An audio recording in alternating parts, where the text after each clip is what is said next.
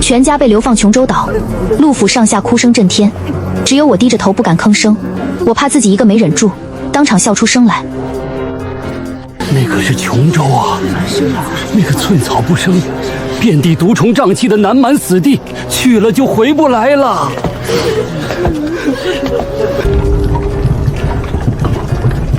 琼州，那可是遍地生蚝倾泻的宝地，熬海盐制白糖，全能当金子卖。这哪里是流放，这分明是送我回快乐老家。妹，哥没用，让你跟着受苦了。你怎么连哭都哭不出来了？哥，哭有什么用？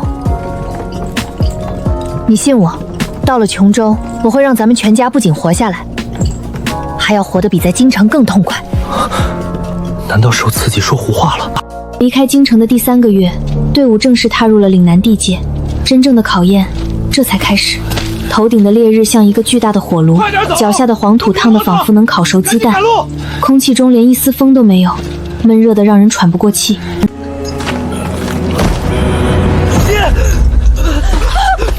老爷，你醒醒，你别丢下我们啊！老爷，停一停，求差爷行个方便。我爹中暑了，求您给口水喝吧。再这么走下去，他熬不过半个时辰的。停什么停？死了就为豺狼虎豹，老子还省心。要水？行啊，拿东西换。我们陆家早就被搜刮干净了，哪还有什么东西？陆大小姐头上那根簪子成色倒是不错，换一竹筒水不亏。你无耻！那是母亲送南溪的吉宾礼。行舟别去，别惹事儿。哥，退下。南星，钱大人，簪子给你，水拿来。这还差不多，大家就地休整一下。哥，照顾好爹。娘，您别哭了，用袖子给爹扇扇风，喂他喝一点润润唇，别灌太急。我去想办法找干净的水。这方圆10里连个泥坑都没有，你去哪儿找？等我一会儿，我很快就回来。低洼处必有水源，是水藤。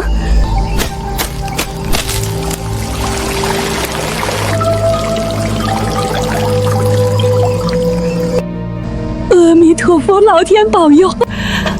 南星，你从哪儿弄来的水？你怎么懂这些？以后再慢慢告诉你。现在，好戏要开场了。啊！我的手，我的脸，痒死老子了！水！钱大人，是不是中毒了？给我水洗洗！救命啊！钱大人，岭南的草木可是会认人的。看来是你贪心不足，惹怒了这里的山神啊！是你搞的鬼！解药，快给老子解药！解药我有，但这路以后怎么走，得我说了算，懂吗？陆姑娘，姑奶奶，是我有眼不识泰山，求您把解药给我吧，我的手要废了。给你解药可以。第一，把我全家的脚镣全解了。第二，到了前面镇上，给我父母雇一辆马车。第三，接下来的伙食，你们吃什么给我们分一分，做得到吗？做得到，做得到。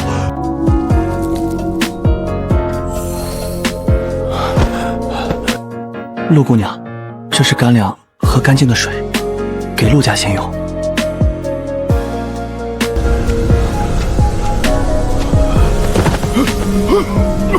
快捂口鼻，是驱财瘴气。南青，这可怎么办？别慌，这瘴气虽然毒，但岭南的规矩，毒物7步之内必有解药。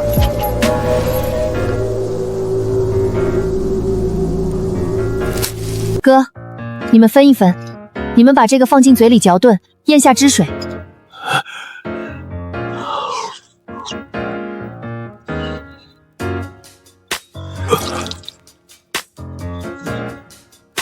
陆大小姐，不活菩萨，神仙奶奶，钱豹就是个有眼无珠的畜生，这一路上多有得罪。您不仅没记恨，还以德报怨，救了我们弟兄的狗命。从今往后，您就是我们的再生父母。差子们客气了，同在一条道上，救你们也是救我们自己。既然毒解了，那就继续赶路吧。这林子深处，指不定还有什么等着我们呢。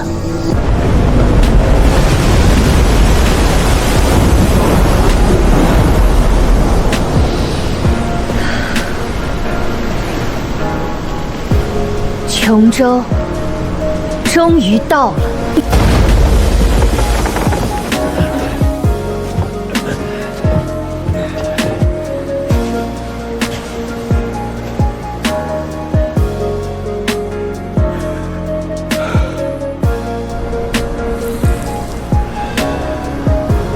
流放人员都点齐了，公文在这儿，签收吧。又是京城来的。人送到了，你们走吧。黎村长，陆大人一家都是好人，这一路上……行了，流放犯就是流放犯，我不管你们在京城多威风，到了这儿就得按我们琼州的规矩来。镇上没空屋子了，你们一家就去那片红树林边上的滩涂安置吧，自己搭个草棚，涨潮会急拢点儿，别被海龙王收了去。这全是一滩烂泥，连块平地都没有，怎么活啊？黎村长，这地方连个住处都没有，分明是绝路啊！你让我们一家老弱病残在这满是黑泥和毒物的烂滩台上，分明是逼着我们去死！这就是你们的命，爱住不住，反正没多余的房子，不住，现在就自己走回海里去喂王吧。老汉儿我还落个清净，连给你们收尸的功夫都省了。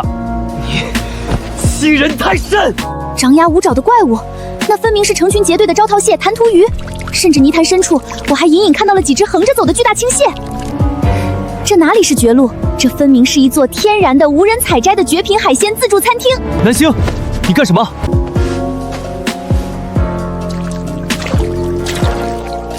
娘，哥，别哭了。从今天起，这片滩潭我包了。咱们的好日子这才刚开始呢。爹娘，你们歇着，我去弄吃的。南星，那黑泥里全是毒虫，你别去啊！那片礁石坑里全是海刺猬和海蜈蚣，不仅扎人，还腥臭无比，狗都不吃。这京城来的娇小姐怕是饿疯了，去吃那毒物，活不过今晚。南星，你捡这些长刺的毒物回来做什么？娘，这可是大补的好东西。哥，咱们从京城带出来的那个鸡蛋呢？哥，爹身子虚，这一碗最肥的给他。这真能吃？你们也快吃，好吃。娘，你也尝尝。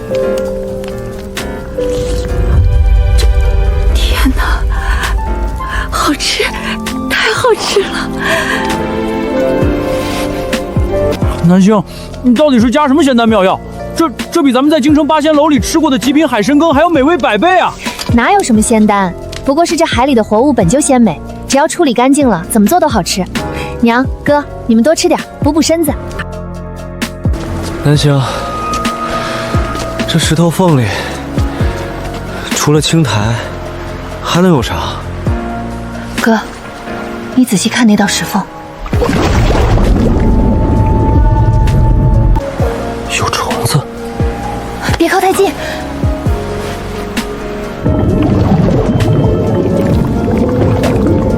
就是现在。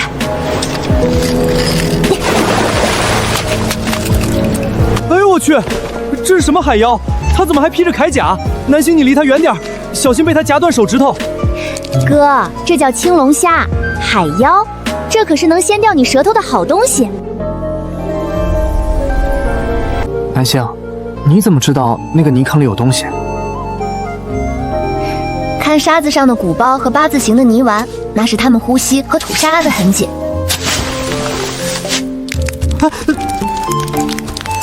他追我，南星，这螃蟹成精了，他追着我夹。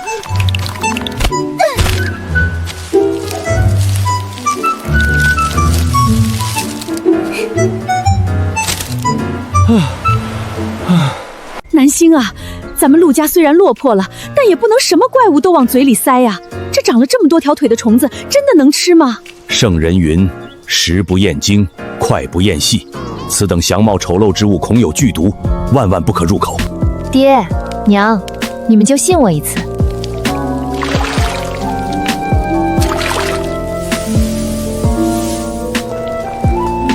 咦，爹娘，你们快来看，变色了！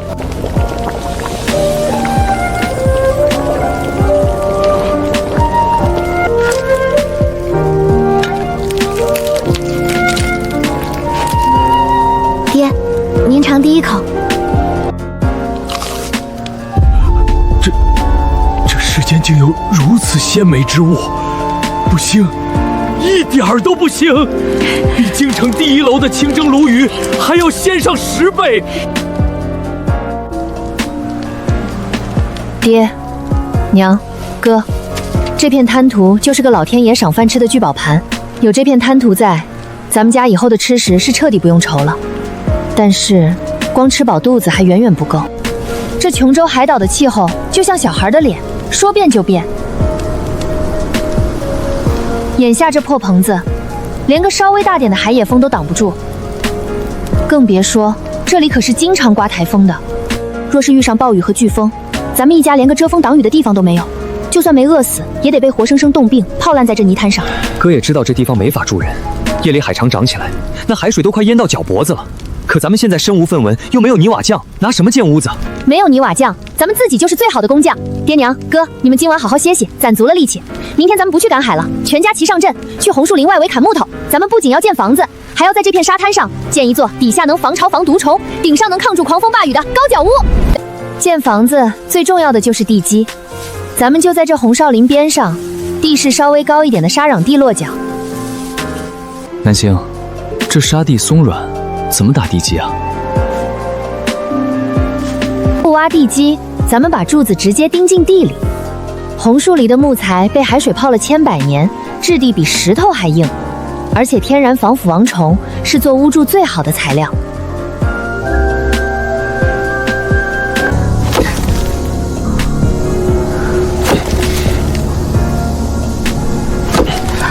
老爷，你慢着些，我还能使上劲儿，别闪了你的腰。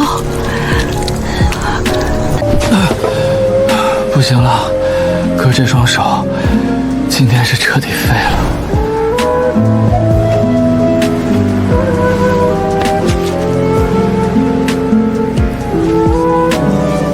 南星，委屈你了，你本该是京城里娇养的贵女，连重一点的茶盏娘都怕你烫着，如今却要抡着粗鄙的柴刀，跟着我们受这份活罪。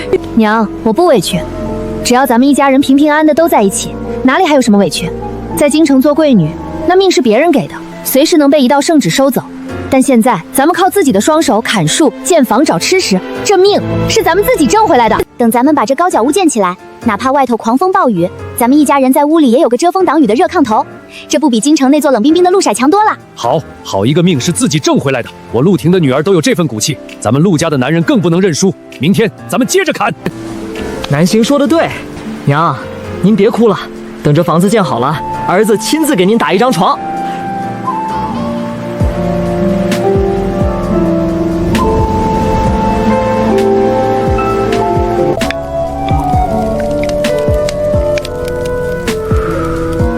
饿了吧？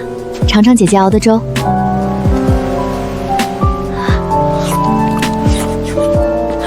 好吃，太好吃了！干什么？快吐出来！你这恶毒的女人，你们这些当官的心肠都黑透了。这海刺猬是有毒的怪物，村里的狗吃了都会吐，你竟然给我孙子吃！虎子要是出了事，我今天跟你们拼了！黎村长，你别血口喷人，我妹妹好心给你孙子吃东西，你怎么不识好歹？哥，你让开。黎叔，这东西叫海胆，不仅没毒，反而有尖尖山结、化痰消肿的药效。虎子体弱，脾胃心寒，这海胆粥最是温补养胃。你若不信，看看虎子现在的气色。爷爷，肚子热乎乎的，还想吃。这带刺的怪物真能吃？不仅海胆能吃，那海蜈蚣也是难得的美味。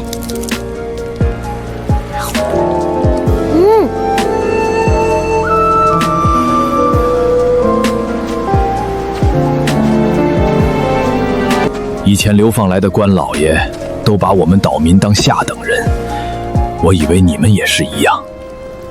那碗粥的恩情，我李老三记下了，这些给你们，希望可以帮到你们。房子要悬空而建，底部距离地面至少要留出3尺高。悬空？那这房子不是飘在上面了？不结实吧？悬空才能防潮。琼州湿热，地表全是瘴气和毒虫，悬在半空，不仅通风透气，就算遇到大潮汐，海水也淹不到咱们的地板。妙啊！南星，你怎么懂这等木工技艺的？这堪比鲁班在世。1、2、3，起！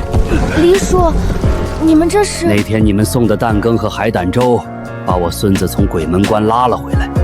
我们琼州汉子不欠人情。看你们这2天在这儿瞎折腾，怕是柱子立不起来就要被台风吹跑了。来，大伙儿搭把手，帮陆家把屋架子立起来。多谢黎叔，多谢各位大哥。这屋顶不能做平的，必须做成极陡的人字形坡顶。为什么要做这么陡？坡度越陡，暴雨落在上面就会瞬间滑走，绝不会漏水。而且风刮过来的时候受力面小，不容易被掀翻。南星啊，你这脑子到底是怎么长的？这么好的房子，我感觉住的比京城那砖瓦房还要舒坦。我也是书上学的，现在房子有了，家就算是安稳。接下来，我该准备去发掘这座宝藏岛屿上真正能让我们富甲一零的硬通货了。哎，你瞧瞧陆家那丫头，又在折腾那八爪水怪了。那东西吸盘上全是毒，抓在手里滑腻腻的，他们竟然天天变着花样吃，可不是吗？昨天我还看见陆家大公子抓了好几只长满硬刺的海刺猬。我看啊，这京城来的大官怕是受不了流放的刺激，全家都得了失心疯了，什么毒物都敢往嘴里塞，真是什么都敢吃。嘘，小声点儿，人家黎叔说了，陆家丫头懂药理呢。懂个屁的药理，饿极了连泥巴都吃，我看他们迟早要吃出人命来。我知道，在这个认知匮乏的古代，第一个吃螃蟹的人，总是要被当成疯子的。妹，你看，我用昨天风干的10条石斑鱼干，去隔壁屯子换了半袋粗米，还跟那边的流放犯换了一包朝廷配发的官盐。南星，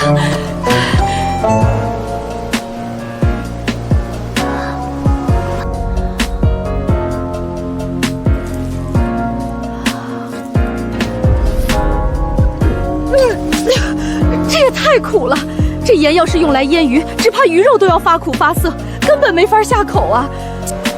这盐里杂质太多，含有大量的苦乳，吃多了不仅败坏胃口，还会让人腹泻。哥，去海边挖一筐最细的白沙来。爹，您去灶堂里扒些干净的木炭敲碎。南星，你这是要做什么？这官盐不能吃，咱们得自己制盐。这片大海就是咱们取之不尽的盐仓。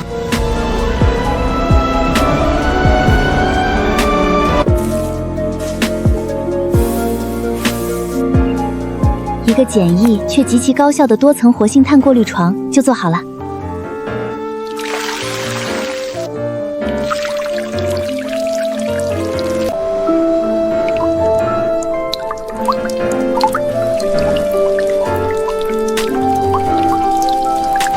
神了！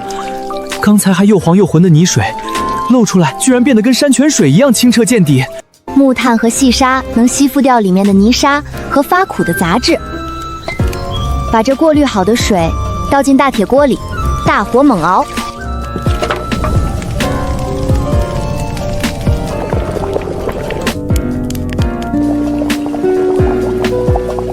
忙着呢，丫头，我看你们天天在日头底下忙活，咱们这穷乡僻壤也没啥好东西，这树瓜水多，甜滋滋的，给你们解解渴。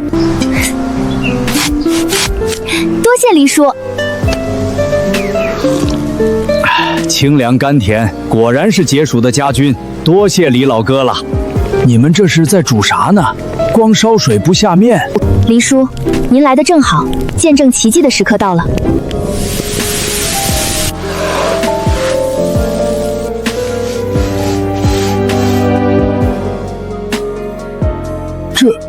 这是盐，不苦，一点都不苦。这盐比海鲜还要鲜亮。老汉，我活了50岁，就算是在县太爷的席桌上，也没见过这么白、这么纯的盐巴呀。黎叔，这盐您拿一半回去，给虎子做菜吃。使不得，万万使不得啊！陆丫头，这等比天上的雪还白的精盐，就算是拿到城里的当铺，那也是能换真金白银的稀罕物，太金贵了。你们一家刚流放到这儿，正是缺钱缺粮的时候，自己留着吃，或者拿去换点大米也是好的呀。我们糙汉子吃惯了苦海盐，哪配吃这等好的盐？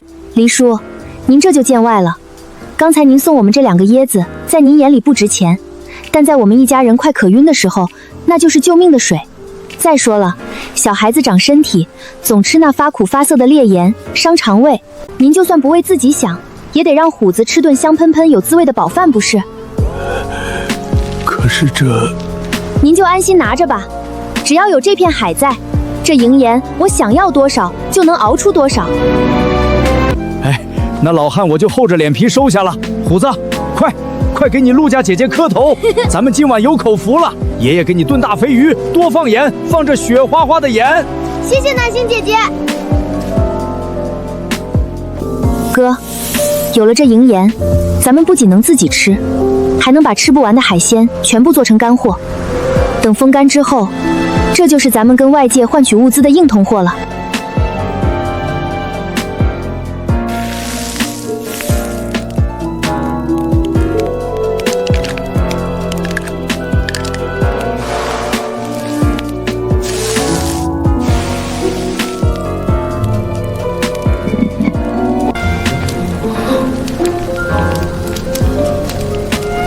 好香啊！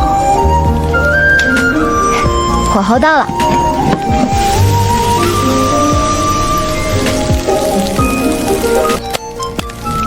哥，小心烫，快尝尝。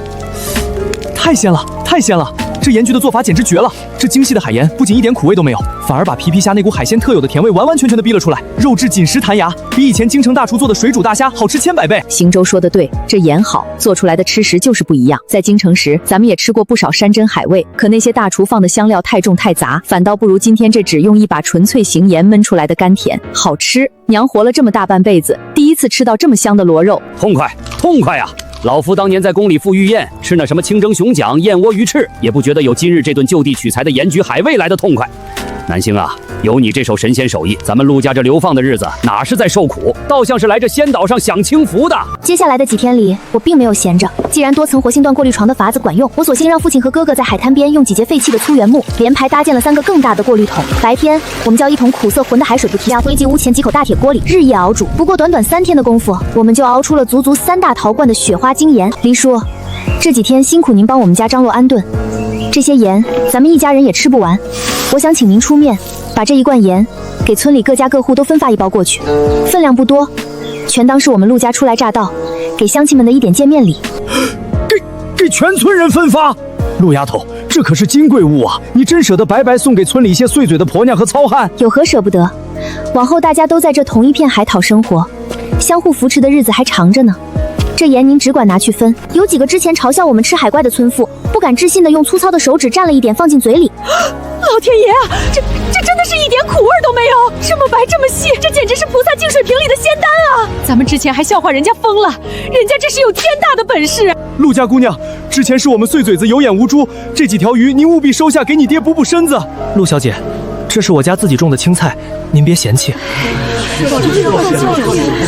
陆姑娘，这是我们今早摘的新鲜野果，送给你们吃。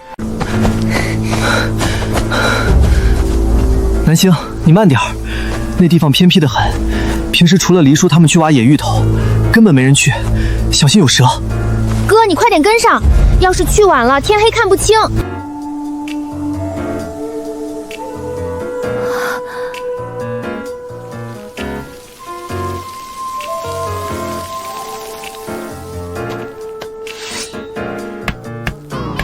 南星，就是这个，你看，这杆子硬得跟木棍似的，叶子边缘还有锯齿，拉人一溜血口子。村里的牛饿极了都不肯一口，也不知道你跑来看它做甚。老天爷啊，这哪里是什么牛都不吃的野草，这分明是一整片未被开垦的野生紫皮甘蔗林。在缺乏提纯技术的古代，糖是极其昂贵的奢侈品，普通百姓一年到头也尝不到一点甜味。即便是京城的赢的达官贵人，平时吃的也都是颜色发黑、杂质极多，简直就是一座流淌着黄金的金矿。哥，砍一根下来，挑最粗最紫的砍。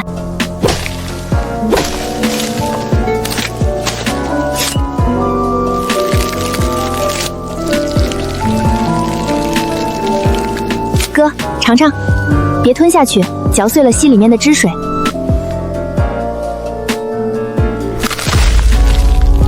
这甜呐！南星，这硬杆子竟然是甜的，比咱们过年时吃的饴糖还要甜，还要水灵。好吃，太好吃了！南星，这到底是什么神仙宝物？哥，这叫甘蔗。那些达官贵人们花重金买来的黑石蜜，就是用这玩意儿熬出来的汁水做的。什么？南星，你的意思是咱们这片山谷里长的全都是钱？没错，全是钱。别愣着了，趁天还没黑，赶紧多砍几根带回去，让爹娘也尝尝甜头。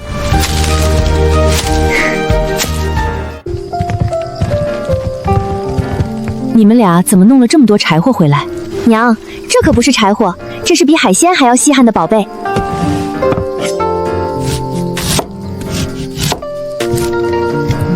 甜，真的好甜。此物竟然能榨出如此纯净的甜汁。南星，若是我们能效仿古法，将这些甘蔗榨汁熬煮，制成石蜜卖出去，不用卖出去，哪怕只是拿去和黑市的商人换取粮食和布匹，咱们陆家也吃喝不愁了。爹，熬制黑乎乎的粗糖算什么本事？南星，你这是什么意思？难道你还会比黑石蜜更好的制糖之法？当然，我要做的不是那种带着苦涩味的粗红糖，我要做的是雪花白糖，比咱们今天熬出来的海盐还要白，比黄金还要贵的极品白糖。不过，要制白糖，光靠咱们4个人的力气可不行。哥，明天一早你去村里请黎叔过来，就说咱们陆家要送琼州村一桩能世世代代吃饱穿暖的天大富贵。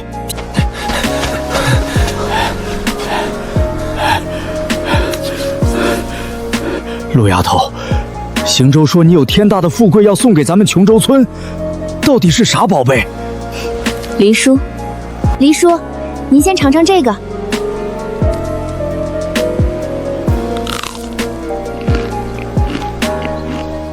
这是甜的，这是那后山山谷里连牛都不肯啃的硬皮草。它叫甘蔗，是能熬制食糖的宝贝。黎叔，后山那片甘蔗林少说也有几10亩，我想带着全村人一起干。我们陆家出制糖的技术，村里出人工和铁锅，制出来的糖咱们按比例分红，大家一起吃饱穿暖。您看什么？成，太成了！你这是活菩萨转世啊！我这就去敲钟，把全村的壮楼力都叫来。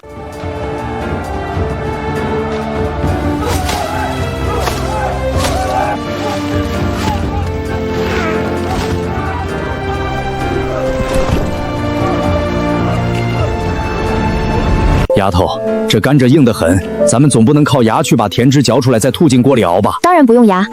黎叔，找村里个做好的巨大和石头镊子，表象出齿轮状的凹槽，把2个石碾并排竖立，中间留出一条极窄缝隙，下面接上木槽，上面安上木推杆，用村里的老黄牛拉着转圈。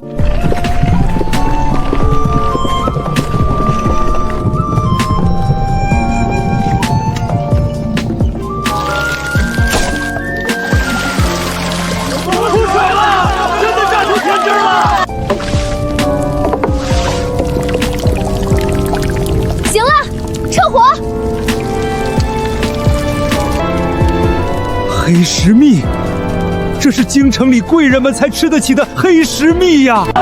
发财了，咱们琼州村真的要发财了！大家别急着高兴，这只是半成品。接下来我要教大家的，才是咱们陆家独门的不传之秘，如何把这黑乎乎的石蜜变成比初雪还要白的极品白糖。南星，你干什么？这可是金贵无比的糖啊！你把这脏兮兮的泥水浇上去，全毁了！陆丫头，使不得啊！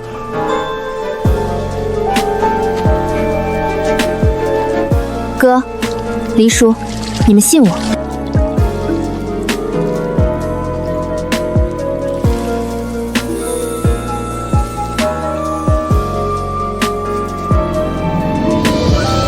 白雪，真的是白雪一般的甜糖。有了这制盐和制白糖的2大秘法，咱们琼州村往后就这南闽海域上最富足的宝地。怀璧其罪，有了匹敌国库的夫妇，却没有利刃保护。一旦走入风狮刀，我们需要一把足够锋利的刀，一个能震慑南阳的靠山。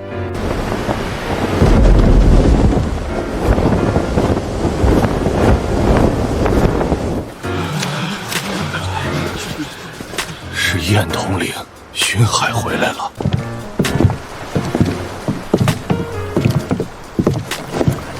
统领，您出海这半个月，咱们琼州村可是出了件奇事。村里新来了一户京城流放的官宦人家，那家的大小姐邪门得很，不仅敢吃滩涂上长刺的海水怪，还带着全村人搭了一座悬在半空中的怪屋子，说是为了防潮，还放眼出就算遇上秋后大台风也不怕。这些都不算什么，最绝的是他不知道用了什么土法子，不仅把苦涩的海水熬成了像雪一样白，一点都不苦的银盐，甚至还带着村民炸了后山没人要的野草，用泥水淋出了比京城贡品还要纯净的极尺白糖。精盐白糖，当真？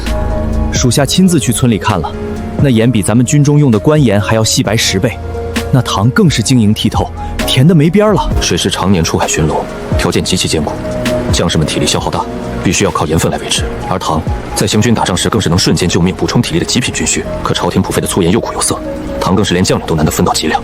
人在哪儿？就在红树林边上的高脚屋。南星，军爷，有军爷朝咱们家来了。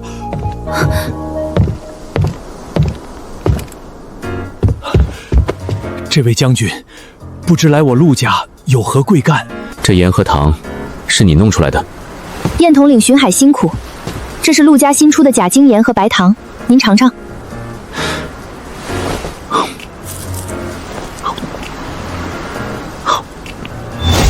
这2样东西你有多少？只要海水不枯，后山甘蔗不绝，统领想要多少，我就能制出多少。开个价，水需巡海，急需上等好盐和糖霜，只要你能按月足量供应给驻扎区，银钱粮食我绝不亏待陆家。燕统领爽快，陆家可以水师所有的精盐和白糖供应，不要统领1分银子，只求2换。哪2换？1换大米、铁器和粗布，咱们流放之人买不到这些过冬和防台风物资，只能仰仗水师的渠道。这2换，我想用这源源不断的盐糖换燕统领的一句话，换陆家以及整个琼州村这制糖制盐的营上，在这片海域上干干净净、太太平平。好一个陆家姑娘！明日起，派人驾着村里的牛车去大营拉米和铁器。以后在琼州这片地界上，谁敢动陆家的糖罐子和盐罐子，让他先来问问我燕哲手里的刀。大台风要来了，全村戒备，快拿石头压屋顶！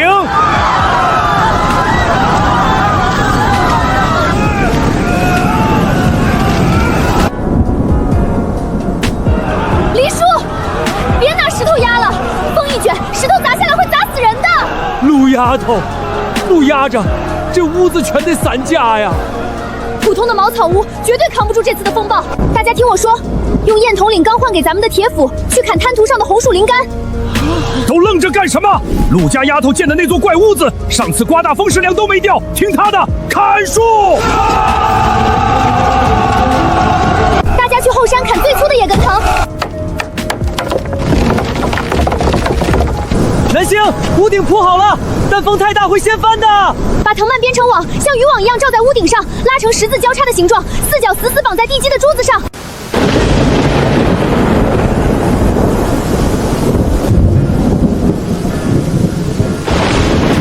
不好，村东头的孤寡老人陈阿婆还没过来。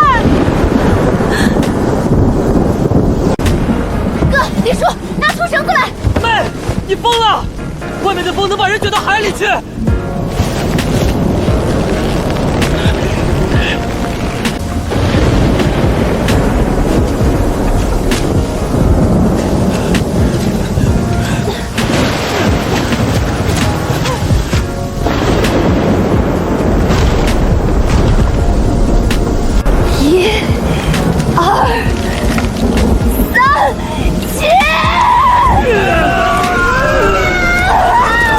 南星，墙要塌了，快躲开！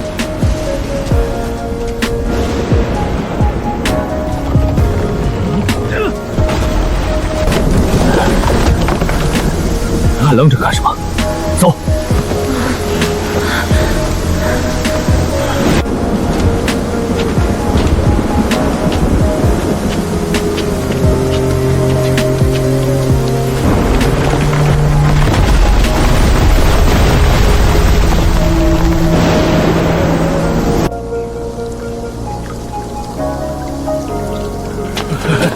活下来了！不疼，咱们全村都活下来了！黎叔，大家快起来！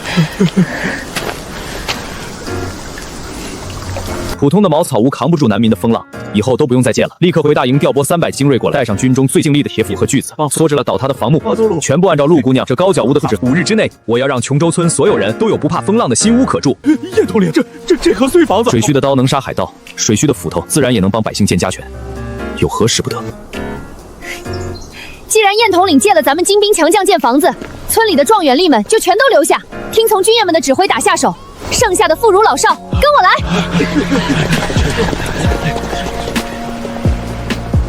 每次台风来了，都会卷上来好多鱼虾，但这天气一热，半天就要发臭长蛆。这么多海货，咱们根本吃不完，这可全都要烂在海滩上了。谁说会烂在海滩上？带上刀子和咱们前几天熬出来的银盐，今天咱们就把这满滩的灾难变成吃不完的宝藏。不要用水洗，直接从鱼肚子开一刀，把内脏掏干净，鱼鳃一定要抠掉，把精盐均匀的抹在鱼肚子里和表面，揉搓透了。皮皮虾和海虾直接撒盐拌匀，半大小子们去砍树枝，搭一排排的晾晒架，趁着台风刚过的海风最烈，日头最烫，把腌好的鱼虾全挂上去。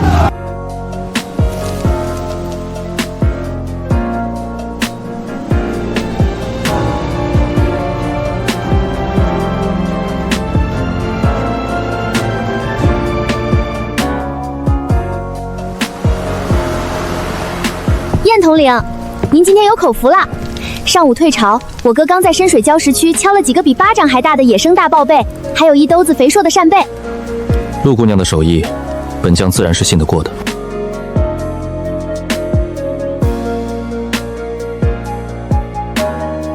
燕统领，边关苦寒，吃点辣的，去寒气。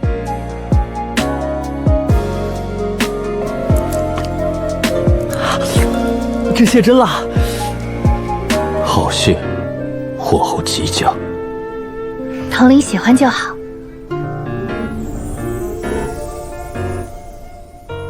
陆姑娘，1个月前，你交给我的那桶黑色黏糊糊的东西，我让人刷在了水勋最轻的一艘先锋快艇的船底。房屋投机的测试日子到了。秋风起，正是海盗和倭寇最猖獗的时候。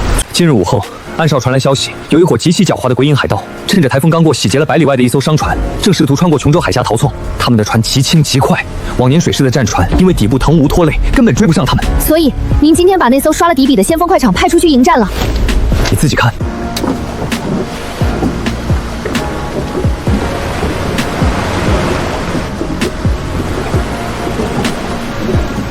风向要变了。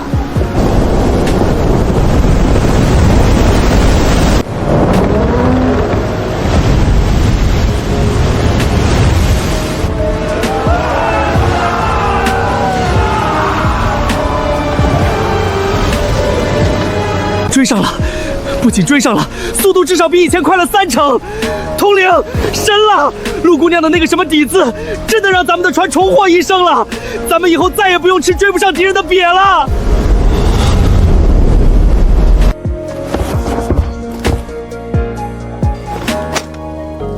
陆南星，从今日起，只要我燕征在这南阳一日，这大楚国乃至天下，谁若敢动你陆家一根汗毛，便是与我南阳3万水师为敌，至死方休。我知道，有了这句承诺，我在这琼州岛上终于可以毫无顾忌的放开手脚去缔造那个属于我的海岛商业帝国了。燕统领，工坊现在日夜开工，咸鱼干、雪花盐和白糖已经把3个新建的库房都堆满了。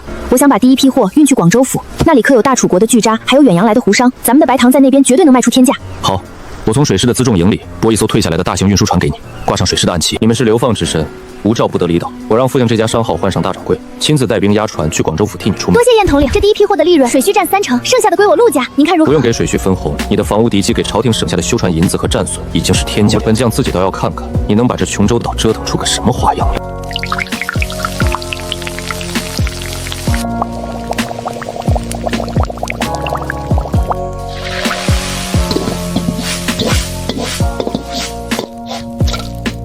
拔丝地瓜出锅。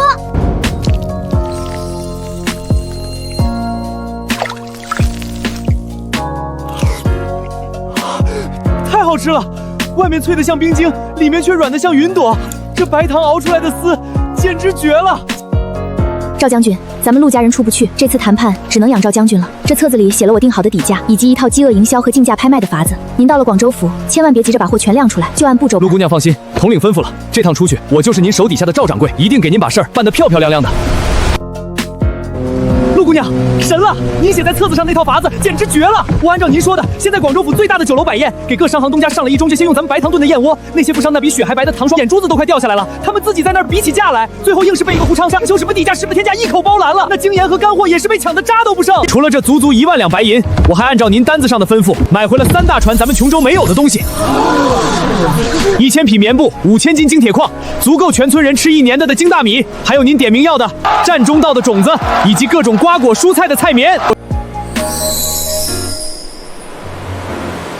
哎呦，李叔，快掐人中！老天爷啊！老汉，我活了快60岁，做梦都没见过这么多真金白银啊！南星，你做到了。为父当年在朝堂上天天喊着藏匿于民，为父从未真正做到过。今日爹，分情真只是图个心安，让大家死心塌地跟着咱们干。真正的硬仗，现在才刚刚开始。黎叔，先别忙着高兴了，去把村里所有的石匠和铁匠都叫来，咱们要在村后头的空地上建一座高炉。高炉？打铁用的铁匠炉子吗？比那个大得多，温度也高得多。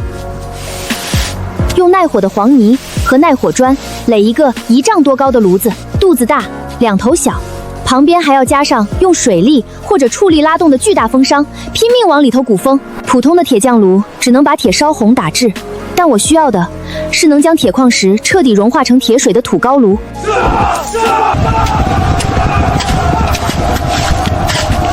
肩扛手抬的薄运黄泥，点火，拉风箱。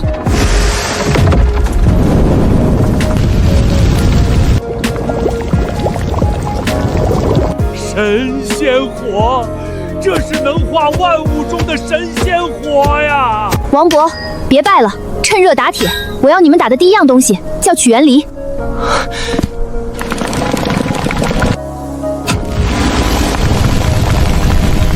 有了这神梨，咱们一天能开出3倍的荒地。各位乡亲，咱们琼州气候湿热，非常适合种植水稻。我买回来的这些种子叫战州稻。这战州稻最大的特点就是耐旱、不甜，而且成熟极快，从下种到收10到16天。在这个冬天过去之前，我们就能收获第一次新粮。50-60天就能收粮食。老天爷，这世上竟有长得这么快的庄稼！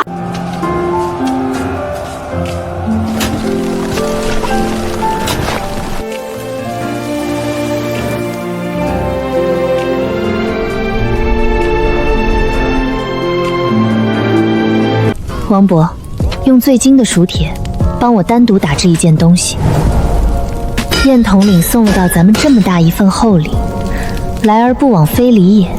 这份回礼绝对能砸在他的心坎上。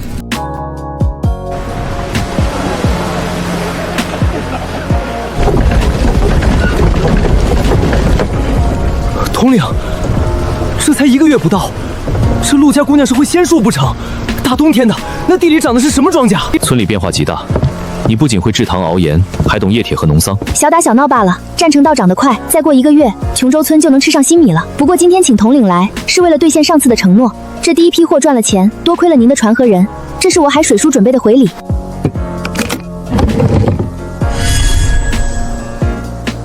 这是何物？陆姑娘，您这礼是不是轻了点儿？这看着像挖土的铲子和砍柴的柴刀啊！赵将军，这可不是普通的柴刀，您看好了。肉火，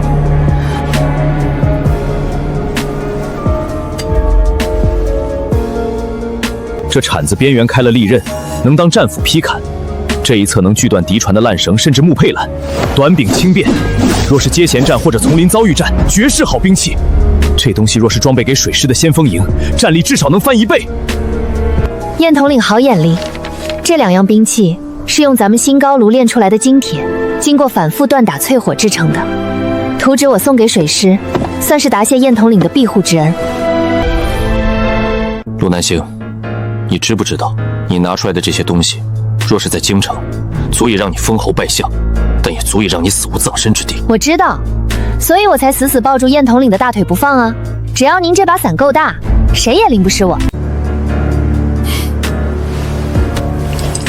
我燕征的伞，只遮我想护的人。有这虎符，南阳3万水师，你尽可随意调遣。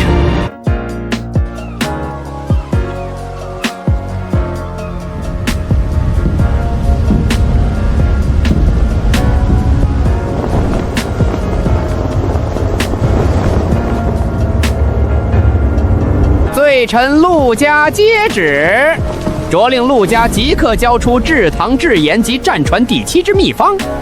燕征拨出琼州历年所得7成充盈国库，陆家3日后进京献宝，钦此。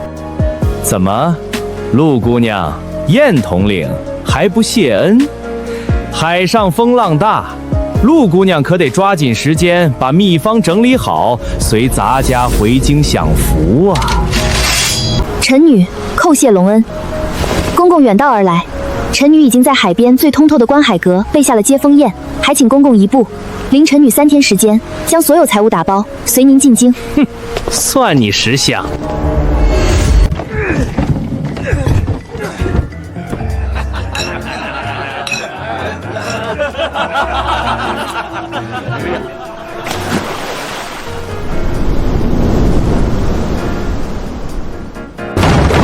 南星，你到底在盘算什么？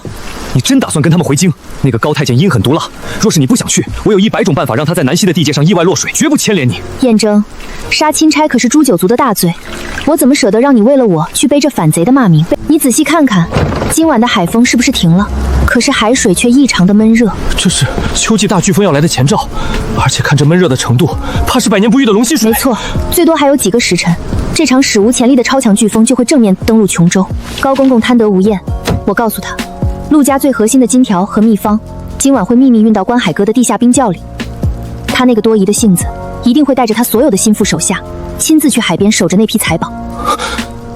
你是想人力杀他是谋逆，天要收他叫天谴。我需要你借着巡防的名义，今夜将百姓全部转移到巨型避风屋，战船全部撤入崖州深水港。至于高公公，就让他们在毫无遮挡的海滩上抱着石头，好好感受大自然的力量吧。你安心待在高脚屋里，这就借天杀人的好戏，我来配合你唱完。高公公，找到了，整整10个大樟木箱子，沉得很，全用铁锁锁着。好，陆家那小贱人果然留了一手。什么进京献宝？明天一上船，就让人把他们一家全毒哑了，扔进海里喂王八。快，找工具把锁砸开，咱家要亲自清点。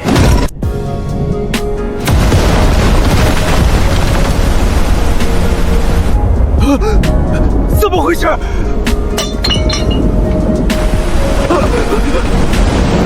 公公，海上有龙！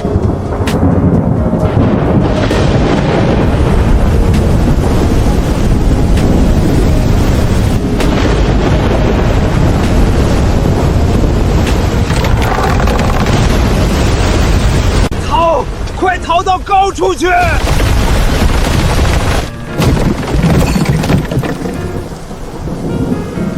陆南星，你敢算计咱家？连一具全尸都不会留下。这下，就算是京城里最老辣的仵作来验，这也只是一场不幸的海难。天怒难犯，谁也查不到陆家头上。陆南，以前我只觉得你聪明，今天我才发现，你一旦狠起来，比我手里这把杀人的刀还要利。统领害怕了。怕？我燕征从不知怕为何物。我只觉得，这南闽的天下，若是由你我来化海而治，才不枉此生。风暴停歇后，燕征的折子快马加鞭送往京城，奏报钦差大人的船队遭遇百年不遇的海神之怒，全军覆没。陆家亦下落不明，大楚的朝廷失去了船队，再也无力南顾。而在这片波光粼粼的海面上，再也没有任人宰割的流放罪犯，只有一个羽翼丰满、手握重兵、即将让天下侧目的海洋帝国，正迎着朝阳扬帆起航。